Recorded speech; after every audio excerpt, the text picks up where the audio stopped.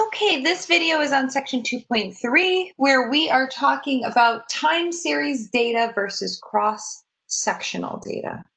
Let's get right into our PowerPoint. And as always, let me get it in presentation view.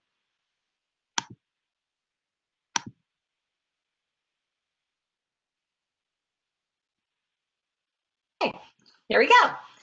So we're going to start talking about more classifications of data. And again, if you're wondering why the heck do we need to classify the data so much, and that has a lot to do with how we are planning to analyze it or visualize it. So there are graphs designed for qualitative data versus graphs designed for quantitative data. And based on what your data is displaying or what you're trying to do, or what story you're trying to tell, what results you're trying to read will depend on the type of display that you are going to choose for your particular data. So time series data originates as measurements, usually taken from some process over equally spaced intervals of time. Okay, so for example, sales in a company is time series data because typically when you're recording sales, it's over a period of time. How well did my company do 10 years ago versus today? Example, a batting average represents the percentage of the time a player gets on a base as a result of a hit. In Major League Baseball, the better players have batting averages between 0.3 and 0.4, which means they get on base as a result of a hit between 30 and 40% of the time. The following table is a list of the batting average champions of the American League since 1970. Okay, so we're looking at all of these baseball players. Now, I'm not necessarily a baseball fan myself, but we can see that these champions all exist between 0.3 and 0.4. So I think that average makes sense. So American League batting champions batting average. So a couple things while we're looking at graphs. You really need to know when you're reading a graph whether it is misleading or whether it is trying to make you see something that is not necessarily what you would have saw if you saw the data displayed properly. So things that you need to look for. You need to look for down here, does the y-axis start at 0? It's okay to have a little bit of a break, especially if all your data exists up here in this type of graph. It's totally fine. If you were doing a bar graph, it would not be okay to have this little break between 0 and your first value because it elongates. Actually, it shortens, it shrinks in almost like a zoom in effect, and it makes the bars look bigger because you zoomed into the top of them than they would have been if you had the full length of the y-axis.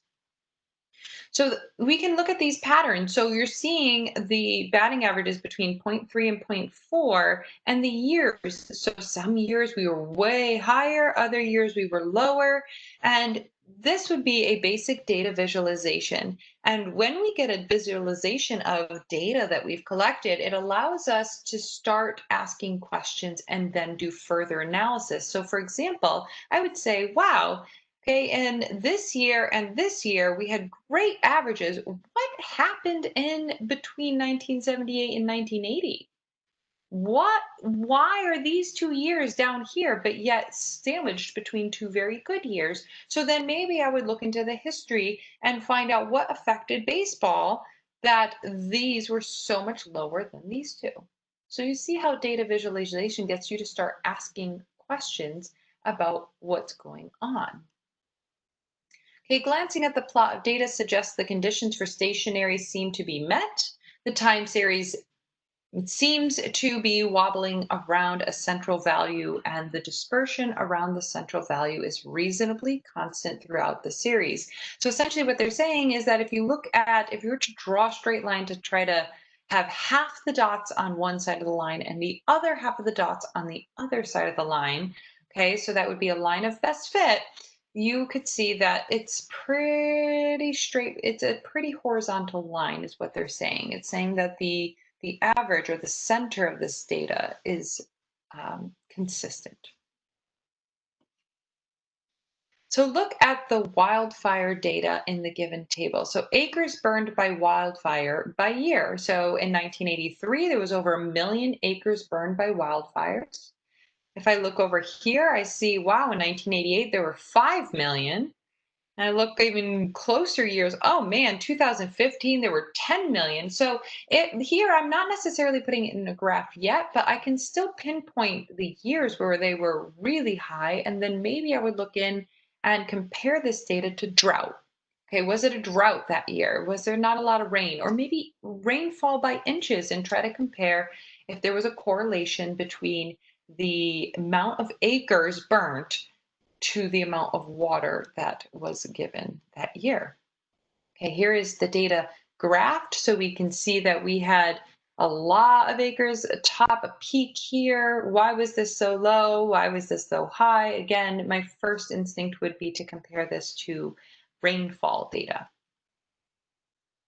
Look at the divorce rate over time. So this is divorces per 1,000 people.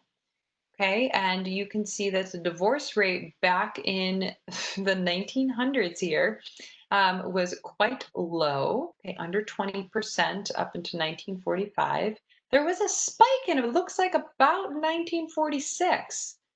Why? I would ask why. I would want to do some research and find out, why did the divorce rate spike on this year? What happened in history that may have contributed to a higher divorce rate? Because then it dips back down, and then through the 70s and the 80s, it spikes again in mid 80s. And again, I would ask myself, why? Why in the mid 80s is there a spike for divorce rate? And this is actually surprising to me, that the divorce rate has declined over the more recent years. I don't find couples staying together anymore, so I would have expected this to increasingly go up. So I'm actually very curious to look over what confounding variables, what is affecting the data of divorces. Okay, the graph data suggests that there is a strong evidence of an upward trend until about 1980, and then the data begins to trend downward after 1980. However, the data never seems to gravitate towards a central value. Thus, the time series data is non-stationary. So again, we're looking at a line of best fit, which is a whole other concept that we learn. We typically, I don't get to it in stats 1, but in stats 2 we start off strong with talking about the line of best fit. But notice that the line of best fit is not a horizontal line here. It would be more on an angle to kind of split these points up, and therefore they're saying this is non-stationary. It is not hovering about a central value. The US is a large country that depends greatly on the use of automobiles for transportation. Let's look at the data on automobile registration and see if there are any trends. Okay, so we're taking a look at this chart. And again, sometimes charts can be very helpful for organizational purposes, but typically when you're trying to see a pattern of any sort, we'd want to take a look at a graph. And since this is a time series data, because it is one of the variables is time, is why these line graphs are making the most sense to draw instead of bar graphs or pie charts, which we'll go into all those types of graphs and which is appropriate for which type of data. So here we can see that the registration in the millions has steadily increased, almost steadily increased. A weird little dip here in 2010. I would be mildly curious. It's not that big of a dip, but I'm still a little curious why it dipped down and what caused that. But we can see that this is a gradual increase. So the graph reveals an obvious upward trend in vehicle registration. The trend is probably attributed to population increase. So there are confounding variables that do affect our results, and sometimes very strongly, such as population increased over time. So did registration. And that makes sense. Now, cross-sectional data are measurements created at approximately the same period of time. So we won't work so much with cross-sectional data in this section. When we get to stats 2, if you guys take stats 2 with me, then you'll see that we use cross-sectional data to run certain experiments where we need to do paired design. And I'm not going to get too heavy into examples on when this is used because we definitely cover it in much more depth in stats too. But this concludes our section 3, and that wraps up chapter 2 for this week as well.